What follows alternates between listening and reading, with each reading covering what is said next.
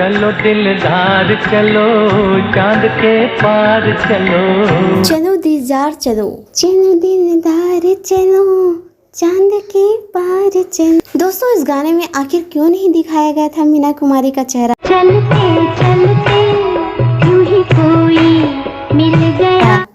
आपके पाँव देखिए बहुत हसीन हैं, इन्हें जमीन पर मत उतारिएगा, मैले हो जाएंगे।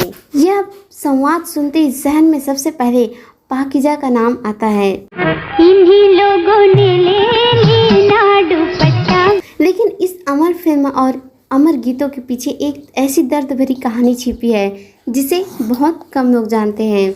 जाओ मैं बना दूं पलकों। जब चलो दिलदार चलोगा चांद के पार चलो गीत की शूटिंग हुई थी, तब मीना कुमारी इतनी बीमार हो चुकी। जब चलो दिलदार चलो चांद के पार चलो गीत की शूटिंग हुई, तब मीना कुमारी इतनी बीमार हो चुकी थी कि उनके लिए कैमरे के सामने लंबे समय तक खड़ा रहना बहुत ही मुश्किल था।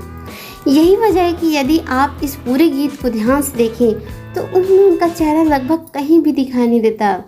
सन 1972 में रिलीज हुई पाकीज़ा को बने लगभग 14 से 15 साल लग गए। लगभग 14 से 15 साल बीत गए। इस लंबी देरी के पीछे कई कारण थे। एक और निर्देशक कमल अमरोही और मीना कुमारी के रिश्तों में कड़वाहट बढ़ती चली गई, तो दूसरी ओर मीना कुमारी की सेहत लगातार बिगड़ती गई। फिल्म को पूरा करने के लिए कई बदलाव करने पड़े। कमल अमरोही ने 1952 में मीना कुमारी से शादी की। शादी के कुछ साल बाद 1956 में उन्होंने पाकीज़ा बनाना शुरू कर दिया। उस समय वह अपनी मीना से बेइंतहा मोहब्बत करते थे। वह अक्सर कहा करते थे, जैसे शाहजहां ने मुमताज़ के लिए ताजमहल बनवाया था, वैसे ही मैं अपनी मीना के लिए पाकीज़ा फिल्म बनाऊंगा। जब फिल्म शुरू हुई तब मीना कुमारी महज 19 वर्ष की थी। उनकी खूबसूरती अपने शबाब पर थी।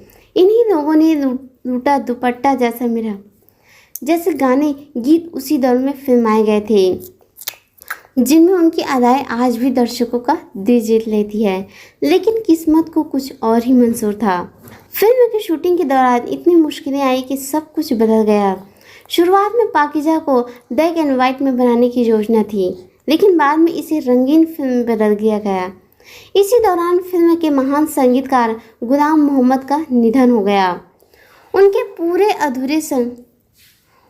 अधूरे संगीत को बाद में पूरा किया गया। इतना लंबा समय बीत गया कि लता मंगेशकर की आवाज़ में भी शुरुआती और बाद में रिकॉर्ड किए गए गीतों के बीच फ़र्क साफ महसूस किया गया था।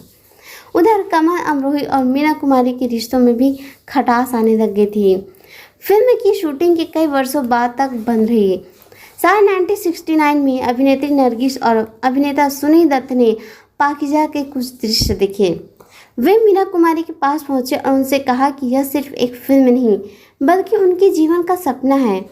उन्हें हर हाल में फिल्म पूरी करने के लिए प्रेरित किया गया। आखिरकार मीना कुमारी फिर से शूटिंग पर लौटी, लेकिन तब तक शराब की लत ने उनके शरीर को पूरी तरह तोड़ दिया था। उन्हें लीवर सिरोसिस हो चुका था। सेट पर उनके लिए हमेशा एक कुर्सी रखी जाती थी। एक डॉक्टर हर समय उनकी देखभाल के लिए मौजूद रहता था। कैमरा चालू होता था तो वह उठती, अपना दृश्य निभाती और फिर वापस बैठ जाती है। जब चलो दिलदार चलो गीत फिल्माने की बारी आई, तब उनकी हालत ऐसी नहीं थी कि वह पूरा गीत शूट कर सके। इसी फिल्म में बॉडी डबल का सहारा दिया गया। कैमरा ने उनकी पीठ दिखाई, कभी सिर पर उड़ता हुआ दुपट्टा, कभी नदी का पानी, कभी वादियाँ और कभी आसमान के सितारे। राजकुमार के साथ जो दृश्य है उनमें भी अधिकतर मीना कुमारी का चेहरा नजर नहीं आया। यही कारण है कि यह गीत आज भी लोगों के दिल को छू लेता है, लेकिन इसके पीछे छिपा दर्द बहुत कम लोग जानते हैं। जब पाकीज़ा पूरी हुई तब मीना कुमारी 38 वर्ष की हो चुकी थी।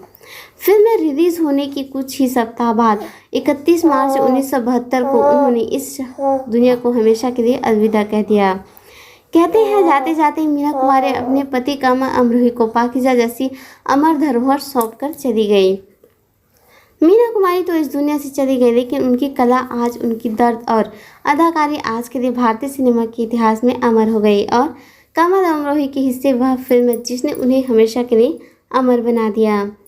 कुछ कलाकार अपनी ज़िंदगी नहीं जीते, वे अपना दर्द इतिहास के नाम लिख जाते हैं। मीना कुमारी भी ऐसी एक अमरदास्ता थी जिनकी आखिरी सांसें और पाकीज़ा को अमर कर गई। दोस्तों वीडियो अच्छा लगा होगा तो वीडियो को लाइक कीजिएगा और कमेंट ज़रूर कीजिएगा। मिलती हूँ अगले वीडियो में, तब तक के लिए बाय बाय।